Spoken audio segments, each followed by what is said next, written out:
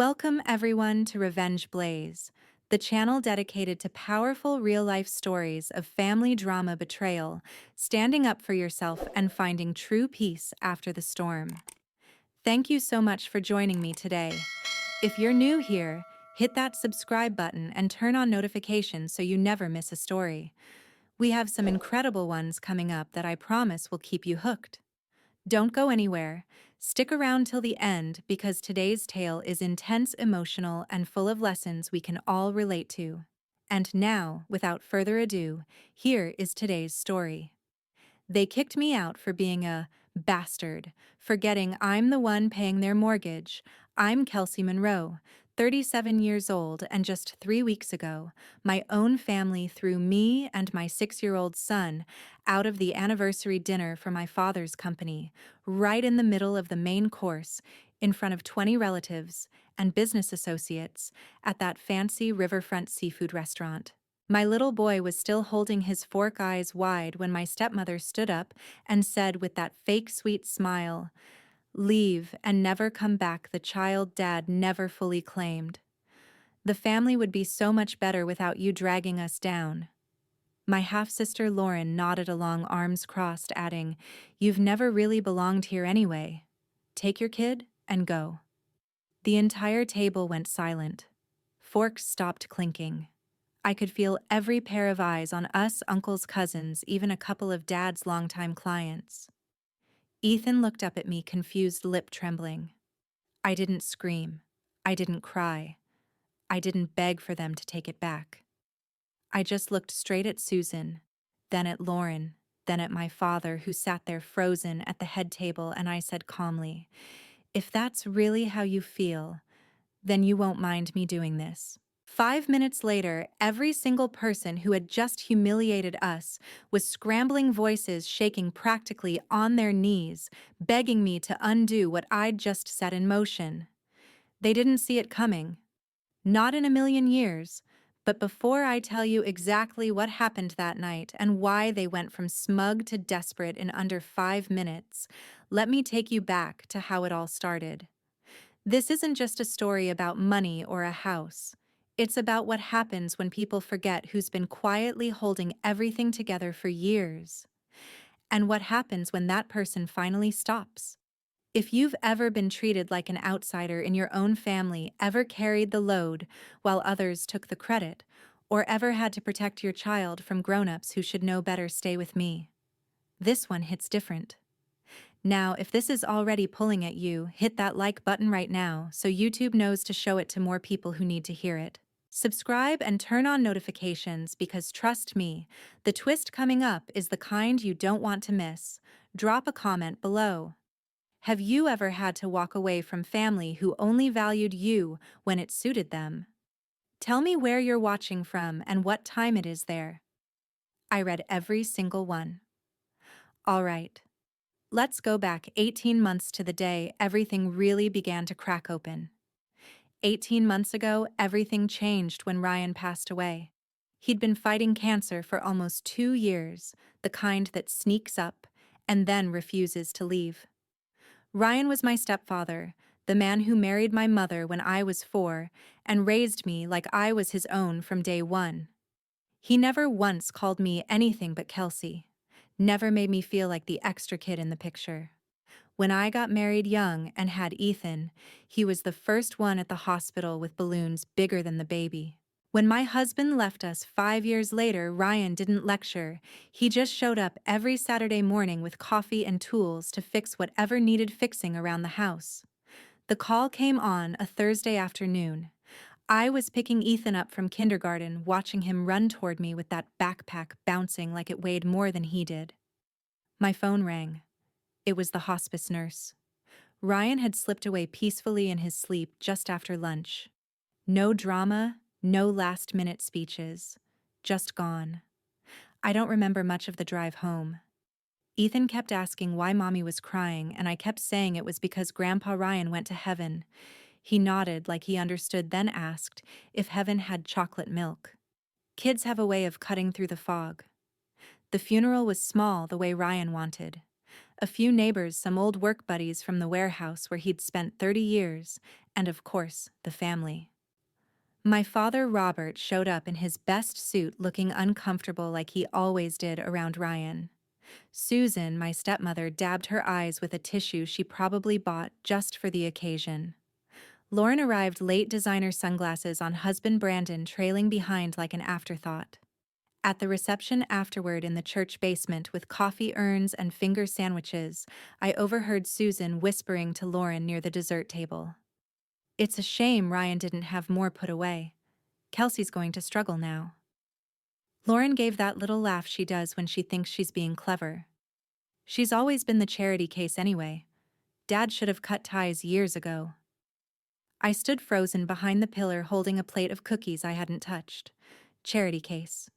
That's what they called me behind my back for 33 years. Because I wasn't Robert's real daughter. Because my mother had me before she met him, and Robert never quite let anyone forget it. Ryan was the one who paid for my braces, drove me to dance class, helped me buy my first car. Robert wrote the occasional birthday check and called it fatherhood. After the service, Robert pulled me aside in the parking lot. His hand landed heavy on my shoulder, same way it always did when he wanted to sound wise. "Kelsey, you need to be strong now. Ryan's gone. No use falling apart. Life goes on." That was it. "No, I'm sorry for your loss." "No, how are you holding up?" Just a lecture on toughness from the man who'd spent most of my childhood pretending I didn't exist. Susan and Lauren didn't even pretend to grieve. They were polite enough at the graveside, but I caught Lauren rolling her eyes when the minister mentioned Ryan's generous spirit. Later that week, when I went to the house to pick up some of Ryan's things, Susan had already started boxing up his clothes. "We need the space," she said brightly. "And honestly, Kelsey, you should take what you want soon. We're going to sell a lot of this." Over the next few months, the mask slipped more. Robert started calling once every couple of weeks, always with the same tone.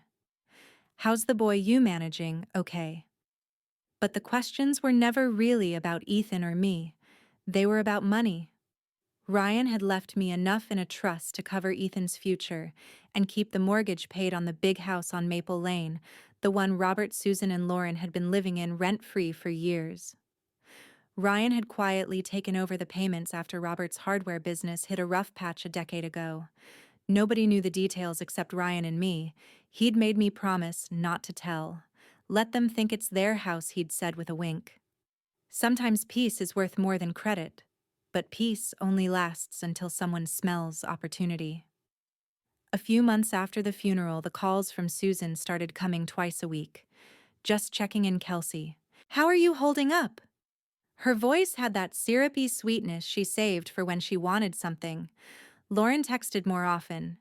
"Hey sis, Dad's store is really struggling. You know how it is. Maybe we could talk about the house situation." The house situation, like it was some casual topic. One Sunday, they invited me and Ethan over for dinner, the first time since Ryan died. Susan made her famous pot roast, the one she only cooked when company was coming. Halfway through the meal, Robert cleared his throat. "Kelsey, we've been thinking. The mortgage on this place, it's getting harder every month. Maybe it's time to put the house in Lauren's name. She's good with finances. You've got your hands full with the boy." I set my fork down slowly. "The house is already taken care of, Dad. Ryan set it up that way." Susan's smile tightened. "Yes, but things change. We're family. We should manage it together." Lauren leaned in, all concern. "You've never been great with money, Kelsey. Remember when you tried that little craft business? We just want to help." I looked at Ethan, who was pushing peas around his plate, oblivious. Then I looked at the three of them, Robert staring at his plate, Susan with that expectant look, Lauren already mentally redecorating the living room. I thought about Ryan's quiet laugh when he'd hand me the mortgage statement every month. "They'll never know," he'd say. "And that's okay. You're doing the right thing." That night, driving home with Ethan asleep in the back seat, I realized something. They hadn't just tolerated me all these years. They'd used me. And now that Ryan was gone, they thought they could rewrite the story. But stories have a way of coming back around. A few months after the funeral, the calls started coming more often. At first, it was once a week, then twice, then every few days. Susan would ring just as I was putting Ethan to bed, her voice all warmth and worry. "Kelsey, honey, how's everything going? We're thinking about you." I'd thank her, keep it short, and hang up. But the questions always circled back to the same thing: the house on Maple Lane. Ryan had set up the mortgage in a way that was simple and quiet. He paid it directly from his account for years, then transferred the responsibility to a trust he left me. The statements came to my P.O. box, not the house. Robert never saw them. Susan never asked. They just assumed the payments kept rolling in because the bank hadn't knocked yet. To them, the house was theirs free and clear, a reward for putting up with Robert's business ups and downs. I kept paying. Every month. Like clockwork. Not because I owed them anything, but because Ryan had asked me to. "They're family," he'd said one evening while we sat on the porch watching fireflies. "Even when they're difficult. Keep the roof over their heads. It's the right thing." So I did. From my own checking account after my job at the community college library and the side gigs editing manuscripts. It wasn't glamorous, but it was steady. Then the tone shifted. One Tuesday evening in early spring, Susan called while I was making mac and cheese. "Kelsey, we need to talk about the house. Robert's store is really hurting. Suppliers are cutting credit. We're worried about the mortgage." I paused, spoon in hand. "The mortgage is current, Susan." She gave a little sigh, the kind people use when they think you're being naive. "Yes, but for how long? You're on your own now. We think it would be smarter to transfer the title to Lauren. She has experience with property. She can manage it properly for all of us." I almost laughed. Lauren managed a boutique real estate office that sold mostly overpriced condos to out-of-towners.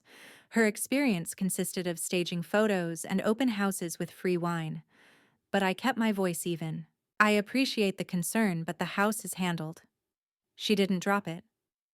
A week later, Lauren texted a link to a real estate article titled, "Why Family Members Should Consolidate Property Ownership." The message read, "Thought this might help. Let's chat soon." Then came the group family chat, something they'd started after Ryan died. Photos of the house's backyard, captions like, "Remember when we planted those roses? We should keep this place in the family." Subtle, but not subtle enough. The real push came at a barbecue Robert hosted in May. He grilled steaks in the backyard, the same grill Ryan had bought him 10 years earlier. Ethan ran around with the neighbor kids while Susan refilled iced tea, and Lauren scrolled on her phone. Halfway through dessert, Susan's lemon bars, always a little too tart, Robert spoke up. "Kelsey, let's be practical. The house is in my name on paper, but we all know Ryan helped. Now that he's gone, it makes sense to put everything under Lauren's name.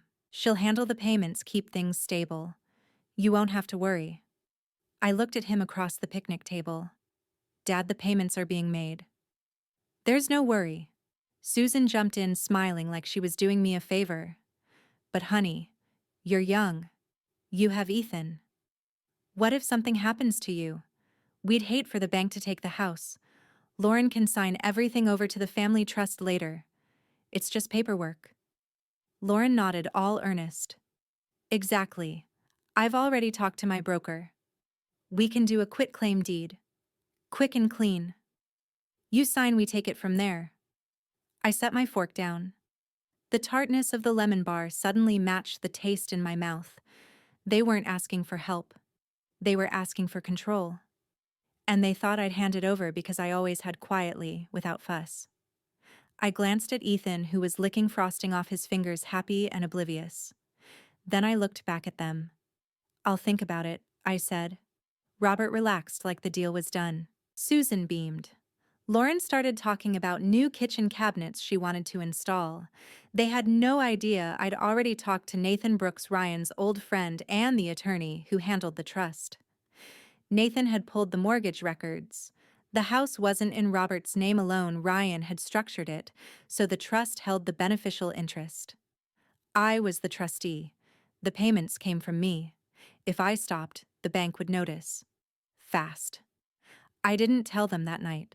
I just smiled, helped clear the table, and drove home with Ethan singing along to the radio. But inside something hardened. They'd spent years treating me like the spare part. Now they wanted the engine too. And I was starting to wonder how long I'd keep the car running for people who'd never once checked the oil.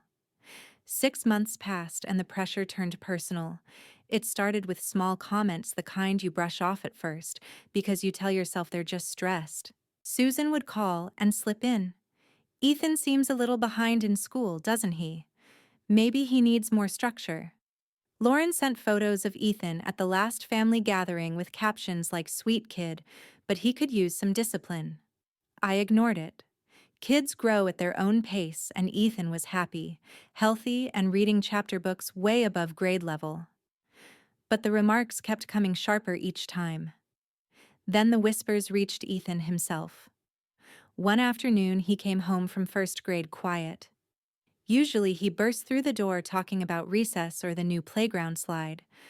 That day, he sat at the kitchen table drawing circles with his finger on the wood. I asked what was wrong. He looked up, eyes big. "Grandma Susan said at pickup that I'm not like the other kids because my mom isn't normal." My stomach dropped. "What else did she say, buddy?" He shrugged. "She said, maybe that's why I don't have a dad around anymore. Because things are complicated." He said it matter-of-factly, like he was repeating a fact from science class. I pulled him into a hug so tight he squeaked. "That's not true," I told him. "You have me, and that's the best thing in the world." I called Susan that evening. She answered on speaker, Lauren's voice in the background. "Kelsey, we were just being honest. The boy needs to know his place." Lauren chimed in. "He's sweet, but let's be real. He's not going to fit in with the rest of the family if you keep acting like everything's fine. You're not exactly setting a good example." I hung up. My hands shook. They weren't just after the house anymore. They were chipping away at my son. The rumors spread wider. A cousin texted me. "Heard from Lauren you're having trouble keeping up with bills. Everything okay?" An old neighbor from the old neighborhood stopped me at the grocery store. "Susan mentioned you might be struggling. If you need help with Ethan, I know a good after-school program." I smiled politely and said we were fine. Inside, I was boiling. They were painting me as unreliable, unstable, the problem relative who couldn't handle responsibility. I started saving screenshots. Every text, every voicemail, every group chat message where Lauren posted vague prayers. Lifting up my sister in tough times. Some people just can't handle life's curveballs. Robert liked them all. Susan commented hearts. One Saturday morning, Aunt Evelyn called. Ryan's older sister, the one who lived across town in a small condo full of plants and old vinyl records. She never came to family dinners anymore, said they gave her indigestion, but she always sent Ethan birthday cards with $5 bills tucked inside. "Kelsey, sweetheart," she said, voice steady. "I need you to come over. Bring Ethan if you like. There's something you should see." I drove over that afternoon. Ethan played with her cat, while Aunt Evelyn sat me down at her kitchen table with tea and a stack of papers. Ryan left me copies of everything she explained. He didn't trust them not to snoop. "Look at this." She slid over printouts of emails between Susan and Lauren. Subject lines like house transfer plan and Kelsey discussion. One from Lauren dated 3 weeks earlier. "Mom, we need to push harder. Tell everyone Kelsey's not fit to manage anything. Start with the kids say he's neglected or something." People believe that stuff. Susan's reply, already started. "Told the church group she's overwhelmed. They're sympathetic." Another email outlined steps: isolate Kelsey, make her feel guilty, then present the title transfer as saving the family home. They even had a draft quitclaim form attached ready to print. Aunt Evelyn watched my face. Ryan knew they'd try something like this. He told me years ago, If anything happens to me, watch out for Kelsey. They'll turn on her the minute the checks stop. I didn't want to believe it, but here we are. I stared at the pages. My chest felt tight, but not from tears, from something colder. They're using Ethan to get to me. Aunt Evelyn reached across the table and squeezed my hand. They're counting on you staying quiet like always. But you don't have to. Ryan made sure you had options. Ethan wandered in, then holding the cat. Auntie Ev, your cat likes my socks. She laughed, the sound warm and real. That's because your socks are the fanciest thing in the house, little man. I looked at him, my boy, with his mismatched socks and trusting smile, and made a decision. I wasn't going to let them rewrite his story. Or mine. I thanked Aunt Evelyn, hugged her tight, and drove home with the papers in my purse. The next time Susan called, I didn't answer. I just saved the voicemail where she said, Kelsey, we're worried about Ethan. He needs stability. Think about what's best for him. Stability. From the women who'd spent years making sure I never felt stable in my own family. I filed the emails away. I kept paying the mortgage. But I started planning. Because pressure has a way of revealing who people really are, and sometimes it reveals what you're capable of when you finally stop bending. The night of the anniversary dinner arrived, the riverfront restaurant glowing under string lights. The place was called Riverside Catch. Same spot Dad had rented every year for the past decade to celebrate the hardware store hitting another milestone. Tables were set with white cloths, candles flickering in glass holders, and a long buffet of crab legs, shrimp cocktail, and grilled salmon. 20 people filled the room, Dad's employees, a few longtime suppliers, cousins, aunts, uncles, and of course, Susan, Lauren, Brandon, and Robert holding court at the head table like it was a coronation. Ethan and I arrived right on time. He was in his button-down shirt, excited because I'd promised him extra shrimp if he behaved. I wore a simple navy dress, nothing flashy. We were greeted with smiles at first. A supplier patted Ethan on the head. An aunt hugged me and said, "You look good, Kelsey." Then we sat down at our assigned table near the window overlooking the dark river. The meal started normally enough. Toasts were made.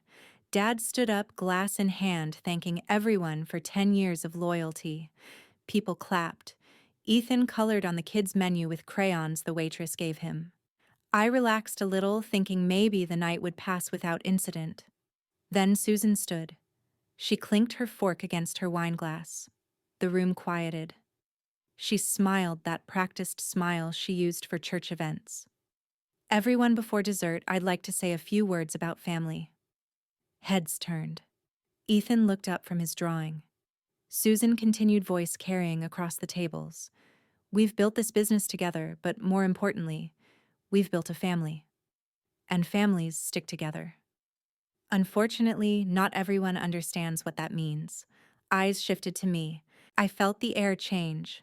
Susan turned directly toward our table. Kelsey has been part of this family in her own way. But lately we've seen some troubling patterns. Decisions that affect all of us. Especially the house, the home we've all shared for so long. Lauren stood next, arms folded. We've tried talking privately, offered to help manage things. But Kelsey refuses. She thinks she can handle everything alone, including a child who needs more guidance than she's giving. Ethan's crayon stopped moving. He stared at Lauren. Susan nodded solemnly. We're concerned for Ethan. A boy his age shouldn't be caught in the middle of adult problems. Kelsey, you've always been different. Not quite one of us. And honestly, it's time to admit that. You're not equipped for this life. The room was dead quiet, except for the low hum of the river outside. Lauren stepped closer, voice louder. The truth is, Kelsey, you're the child Dad never wanted to claim fully. You never belonged here. And now you're dragging everyone down. Take your kid and leave. The celebration would be better without you. The words landed like a slap. Ethan's face crumpled. He reached for my hand under the table. I stood slowly. My chair scraped the floor. Everyone watched. Robert stayed seated, face red, staring at his plate. Brandon looked uncomfortable but said nothing. The suppliers exchanged glances. One aunt covered her mouth. Susan crossed her arms. "You heard Lauren? Leave. Now. And don't come back." Ethan started to cry quietly. I knelt beside him, wiped his cheek. "It's okay, buddy. We're going." But before I turned to go, I looked at Susan, then Lauren, then Robert. My voice was calm, steady. "If that's really how you feel, then you won't mind me doing this." I pulled out my phone, dialed Nathan Brooks. Put it on speaker. It rang twice. Nathan's voice came through clear. "Kelsey. Everything okay?" I spoke so the whole room could hear. "Nathan. I'm at the Riverside catch. They just told me and Ethan to leave. Permanently. Said I don't belong. Called me the child Dad never fully claimed in front of everyone." A murmur rippled through the tables. Nathan didn't hesitate. "Understood. I have the mortgage records right here. The payments have been made from your trust account for the last 18 months. The house on Maple Lane is protected under the trust Ryan established. If they want you gone, that's their choice. But the next payment is due in 10 days. If you're not welcome, the payments stop tonight." Susan's face went white. Lauren's mouth opened, closed. I continued. "Nathan, please confirm for the room what happens if payments cease." "Standard foreclosure process," Nathan said, matter-of-factly. "Bank sends notice after 30 days missed. If unresolved, they initiate proceedings. Could take 3 to 6 months depending on the state, but the house won't stay in their possession long." The room erupted in whispers. One supplier said, "Wait, Kelsey's been paying the mortgage." Another aunt gasped. Robert finally stood, voice shaking. "Kelsey, this isn't the place I cut him off. It's exactly the place. You chose to do this in front of everyone. So everyone gets to hear the truth." Ethan clung to my leg. I picked him up. "We're leaving now. Like you asked." Susan lunged forward a step. "Wait, you can't just stop paying. We'll lose everything." Lauren's voice cracked. "Kelsey, please." "We didn't mean." I turned at the door, Ethan in my arms. "You meant every word. And now you get to live with it." We walked out into the cool night air. The string lights blurred behind us. Inside, I could hear chairs scraping, voices rising. Susan calling my name. Robert shouting something about family, but we kept walking to the car. Ethan buried his face in my shoulder. "Mommy, why did they say that?" I kissed his head. "Because some people forget what family really means, little man. But we know, and that's enough." We drove away from the riverfront restaurant, the glow fading in the rearview mirror. I stepped outside the restaurant doors, phone in hand. The cool river breeze hit my face as Ethan clung to my hip, his small arms tight around my neck. The door swung shut behind us, muffling the rising voices inside. I could still hear Susan calling my name, sharp and desperate, but I didn't turn back. I hit redial. Nathan picked up on the first ring. "Kelsey, I'm still on the line. You okay?" "We're out," I said quietly. They made sure everyone heard. "Ethan's upset, but we're safe. Tell them again what happens next if the payments stop." Nathan's voice stayed calm, professional, the way it always did when things got messy. "I've got the full file open. The trust Ryan set up lists you as trustee. Payments have been automatic from your account for 18 months. Next due date is the 15th. If it's missed, the lender sends a notice of default. 30 days later, they can start foreclosure proceedings. In this state, it usually takes 90 to 120 days from notice to auction if unresolved. The house goes on the market, proceeds pay the loan balance. Any equity goes to the trust beneficiary, you." I heard footsteps behind the door. Susan burst out first, heels clicking fast on the wooden deck. Lauren right behind her. Robert trailed slower, face flushed. "Kelsey, wait." Susan's voice cracked. "You can't do this. That house is our home." I turned the phone so they could hear. "Nathan, they're here. Repeat that for them. Nathan obliged, tone even. Good evening. This is Nathan Brooks, attorney for the Ryan Monroe Trust. The mortgage on 142 Maple Lane has been serviced exclusively from the trust account under Kelsey Monroe's direction. No payments have come from Robert Callahan or any other party in the household. If Kelsey instructs a stop, the account ceases. Default follows standard protocol. Foreclosure notice within 30 days. Full proceedings typically conclude in 3 to 4 months. Lauren grabbed Susan's arm. Mom, he's serious. She's been paying it all this time. Susan stared at me like I'd grown a second head. You've been making the payments with what money with the trust Ryan left, I said. The one you never bothered to ask about. The one he set up because he knew you'd do exactly this. Robert stepped forward, hands up like he was calming a spooked horse. Kelsey, let's talk inside. This is a family matter. We can work something out. Ethan lifted his head from my shoulder. Mommy, Grandpa looked scared. He did. Robert's usual stern expression had cracked into something raw embarrassment mixed with panic. The man who'd lectured me about toughness now looked like he'd swallowed glass. Susan started crying, real tears this time, mascara streaking.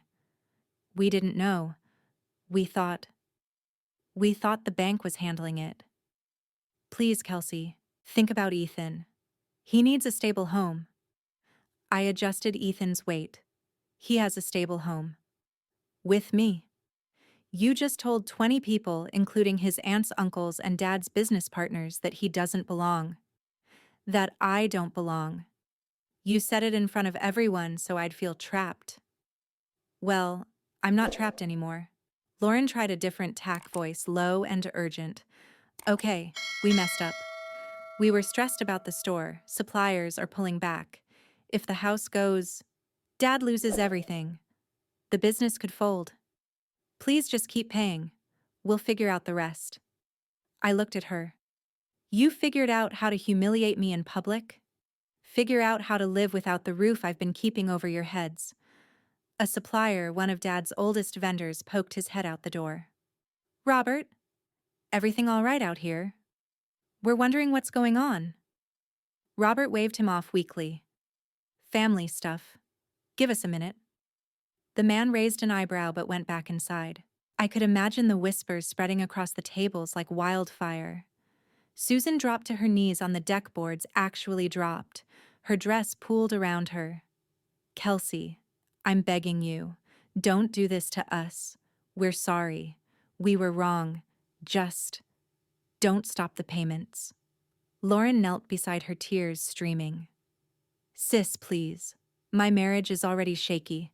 Brandon's talking about separating if the money dries up. We need time. I looked down at them, two women who'd spent years making sure I felt small now, on their knees in front of a restaurant full of witnesses. Ethan watched quietly, thumb in his mouth. I spoke into the phone. Nathan, send them the summary email. The one with the payment history and trust documents. Let them read it themselves. Sending now, Nathan replied. And Kelsey Ryan would be proud. He always said you had more spine than they gave you credit for. The email pinged on Susan's phone. She fumbled it open, eyes scanning. Lauren leaned over her shoulder. Their faces drained of color as the numbers stared back, 18 months of payments, all from my account. Robert rubbed his face. Kelsey, I didn't know it was you. I thought Ryan left something for the house. I never asked. That's the problem, Dad, I said softly. You never asked. About anything. I shifted Ethan higher. We're going home now. The 15th is coming. Decide what you want to do before then. Susan reached out, hand trembling. Wait, please. One more chance. I shook my head. You had years of chances. Tonight was the last one. We walked to the parking lot. Behind us, Susan's sobs mixed with Lauren's frantic whispers. Robert stood frozen on the deck, staring after us like a man watching his lifeboat drift away. Ethan whispered in my ear, Mommy, are they gonna lose the house? I kissed his cheek. Maybe, but we're not losing each other. That's what matters. We got in the car. I buckled Ethan in, started the engine, and drove away from Riverside Catch for the last time. The river kept flowing behind us, steady and indifferent. In the weeks that followed, the fallout spread quickly. The first notice from the bank arrived 10 days after the anniversary dinner, exactly on the 15th, as Nathan had predicted. It was a formal letter printed on plain paper stating the payment was missed and a late fee had been applied. Robert called me that same afternoon, voice hoarse. "Kelsey, this is a mistake. Fix it. We'll talk." I didn't answer. The next call came from Susan, sobbing into the voicemail. "Please, Kelsey. The kids are asking why we might have to move. Don't punish them for what we did." I saved it and kept silent. Lauren tried a different approach. She posted on Facebook a long, tearful status about family betrayal and how some people hold grudges over old misunderstandings. She tagged half the family, including suppliers Dad had known for years. Comments rolled in. "So sorry, Lauren. Praying for you. What happened?" She never named me directly, but everyone knew. A cousin messaged me privately, Lauren saying you're cutting them off for no reason. "Is that true?" I replied once. "Ask her about the dinner. Ask her what she said to my son." Lauren deleted the post 2 days later after a supplier commented publicly, "Robert, call me. We need to discuss accounts if things are this bad." The store felt it first. 2 major vendors reduced credit limits. One stopped deliveries altogether. Dad's hardware business, already limping, started bleeding customers. People who'd shopped there for decades began driving to the big box store 20 minutes away. Word travels fast in small business circles, especially when scandal hits at a public dinner. Susan and Robert fought constantly. I heard about it from Aunt Evelyn, who still spoke to a few neighbors. "They're yelling loud enough for the whole street to hear," she told me over coffee. Susan blames Robert for not standing up that night. Robert blames Susan for pushing too hard. It's ugly. By the second month, the bank sent the official notice of default. Foreclosure papers were filed. The house went on the pre-foreclosure list, public record. Realtors started calling Robert, offering to list it before auction. He refused. At first, then begged me in a late-night call. "Kelsey, I'm sorry. I was wrong. I should have protected you better. Please just restart the payments. We'll make it right." I listened quietly. "You chose to make it public, Dad. Now it's public that you can't pay your own mortgage." He cried on the phone, actual sobs. I'd never heard my father cry before. It didn't move me the way it might have years ago. It just made me tired. Lauren escalated. She sent emails to my work address at the library, long rants about how I was destroying the family legacy and using money to get revenge. One arrived with a screenshot of a private group chat, where she'd posted my old childhood photos with captions like, "Look how ungrateful she's always been." The library IT flagged it as harassment. They blocked her address. She even tried showing up at Ethan's school once, claiming she needed to talk to her nephew. The office turned her away after I'd left instructions. Ethan came home confused. Aunt Lauren was outside the gate. She looked mad. I hugged him. "She's not allowed near you anymore, little man. We're safe." The house auction was set for the 4th month. Susan filed for divorce the week before papers served to Robert at the store in front of customers. Neighbors gossiped about it at the supermarket. Susan moved in with her sister, temporarily taking only what fit in her car. Robert stayed in the house until the last day, packing boxes alone. Aunt Evelyn drove by once and saw him sitting on the front steps, staring at the for sale sign the bank had planted. "He looked 20 years older," she said. Like the fight had gone out of him. I didn't gloat. I didn't feel triumphant. I felt empty. But I also felt free. Ethan asked one evening while we ate spaghetti at our small kitchen table, "Mommy, do Grandpa and Grandma still have a house?" I twirled pasta on my fork. "Not that one anymore, buddy. But they'll find another place. People do." He nodded. "Good. As long as we have ours." We did. Our little apartment felt warmer every day. Aunt Evelyn came over more often, bringing homemade cookies and stories about Ryan that made us laugh. She even started teaching Ethan how to play checkers on her old board. He beat her the first time and crowed like he'd won the lottery. She pretended to be outraged, clutching her chest. "You little shark, I taught you too well." Those moments, simple, ordinary, were worth more than any house on Maple Lane. The fallout wasn't pretty, but it was honest. And for the first time in years, I wasn't carrying anyone else's weight. Months later, as Ethan and I settled into our new routine, the silence from the old house became permanent. I changed my phone number. I blocked every account. I asked Aunt Evelyn to stop forwarding messages. There were no more late-night calls, no more tearful voicemails, no more vague attempts to pull me back in. Susan, Lauren, and Robert were gone from our lives, the way they'd always wanted me gone from theirs. No dramatic last conversation, no final showdown, just a quiet door closing for good. Aunt Evelyn moved in with us 2 months after everything settled. Her condo lease was up, and she said she'd rather be where the laughter was.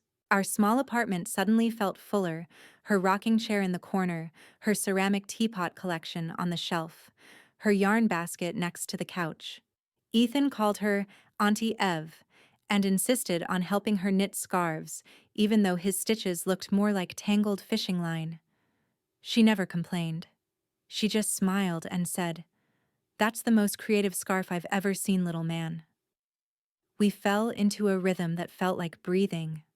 Mornings started with coffee and Ethan's endless questions about dinosaurs. Afternoons were library story hours or park walks. Evenings were board games. Aunt Evelyn taught us both how to play Scrabble, and Ethan quickly learned that zoo was a very powerful 3-letter word. She pretended to be outraged every time he beat her. "You're robbing an old lady blind," she'd exclaim, clutching her chest. Ethan would giggle so hard he'd fall off the chair. I kept my job at the community college library. The pay wasn't huge, but it was steady, and the hours let me be home when Ethan got off the bus. The trust Ryan left covered what we needed. We didn't live large, but we lived honest. That felt richer than any big house ever could. I didn't forget the others entirely. There were 2 people who had never joined in the cruelty. Uncle Carl, Dad's younger brother, the quiet one who fixed cars and never said much at gatherings. He'd always slipped Ethan a $5 bill and told him, "Save it for something fun, kid." And Cousin Jenna, a nurse who sent me Christmas cards every year even when no one else did. I set up small trusts for their kids, nothing flashy, just enough for college funds when the time came. I did it anonymously through Nathan. No letters, no calls. Just quiet help from someone who knew what it felt like to be overlooked. Uncle Carl figured it out eventually. He sent me a single text. "Thank you. Didn't know it was you. Means a lot." I replied once for the kids. For the "take care." Then I deleted the thread. Life moved forward. Ethan grew 2 inches in 6 months. Aunt Evelyn started a little garden on our balcony, tomatoes, basil, a stubborn little rose bush that refused to die. We laughed about it every time we watered it. "That rose has more stubbornness than all of us combined," she'd say. One evening, as we sat on the balcony watching the sunset turn the sky pink, Ethan asked Mommy, "Do you miss Grandpa and Grandma?" I thought for a moment. "I miss what I hoped they could be," I said. "But I don't miss being treated like I didn't matter. You and Auntie Ev and our little home, that's what matters now." He nodded, satisfied. "Yeah, this is better. We have cookies every Friday." Aunt Evelyn chuckled. "And checkers, and dinosaurs, and no one telling us we don't belong. That's the truth I learned the hard way. Family isn't about blood. It's about who shows up when the world gets heavy, who protects your child's heart, who laughs at your bad jokes and teaches you how to win at Scrabble, who stays even when there's nothing left to gain." I used to think love meant enduring anything. Now I know it means choosing people who choose you back, without conditions, without scorecards, without shame. Real family lifts you up, not holds you down. Real family sees your worth even when you forget it yourself. And sometimes, the bravest thing you can do is walk away from people who only love you when you're useful. If you're watching this and you've ever felt like the outsider in your own family, hear me, you are not alone. You don't have to carry people who only weigh you down. You get to build a life with the ones who lift you up. And sometimes, the most powerful thing you can do is walk away, not out of anger, but out of love for yourself, and the little hearts depending on you. That's the value this story holds for me, and I hope it holds something for you too. Strength isn't always loud. Sometimes it's quiet, steady, and kind. Sometimes it's simply saying enough and choosing peace. Thank you from the bottom of my heart for staying with me through this entire story. Your time, your attention, your comments. They mean more than you know. You've given me the courage to share something so personal, and I'm grateful every single day. I wish you all good health, good fortune, and people who treat you like you belong, because you absolutely do. If this story touched you, if it reminded you of your own strength, or gave you a little push to set boundaries, please hit that like button. It really helps. Stories like this reach more people who need them. Subscribe if you want more real-life tales of family courage and choosing what's right for you and your loved ones. Turn on notifications so you never miss one. And please drop a comment below. What did this story teach you? Have you ever had to draw a hard line with family? What gave you the strength? Share your thoughts, your experiences. I read every single one, and your words help me write better stories for all of us. Share this video with someone who might need to hear it. Let's spread a little more understanding, a little more courage together. Wishing you peace, joy, and people who love you exactly as you are. Until next time.